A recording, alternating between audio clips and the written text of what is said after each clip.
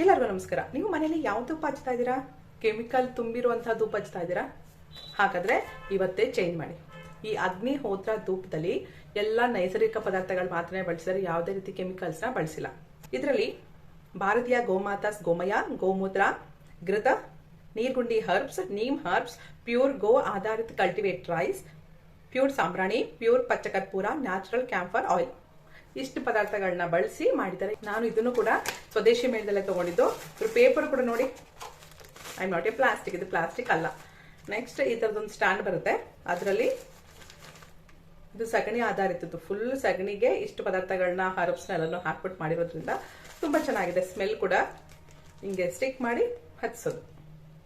ನಿಮ್ಗೂ ಕೂಡ ಯಾವುದೇ ಕೆಮಿಕಲ್ ಇಲ್ದಲಿರುವಂತಹ ಧೂಪ ಬೇಕು ಅಂತಂದ್ರೆ ಇವ್ರನ್ನ ಕಾಂಟ್ಯಾಕ್ಟ್ ಮಾಡಿ, ಅವ್ರ ಡೀಟೇಲ್ಸ್ ಕೊಟ್ಟಿದ್ದೀನಿ. ಈ ಅಗ್ನಿಹೋತ್ರ ಧೂಪ ಘಾಟಿ ಸುಬ್ರಹ್ಮಣ್ಯದಲ್ಲಿ ತಯಾರಿಸ್ತಾ ಇದ್ದಾರೆ. ಇವ್ರ ಹತ್ರ ಇದೊಂದೇ ಅಲ್ಲ, ತುಂಬಾ ರೀತಿಯ ಕೆಮಿಕಲ್ ಫ್ರೀ ಒಳ್ಳೆ ಪ್ರಾಡಕ್ಟ್ಸ್ ಇದೆ. ಅವ್ರನ್ನ ಒಂದ್ಸಲ ಕಾಂಟ್ಯಾಕ್ಟ್ ಮಾಡಿ ನಿಮ್ಗೆ ಡೀಟೇಲ್ಸ್ ತಿಳಿಸ್ಕೊಡ್ತಾರೆ.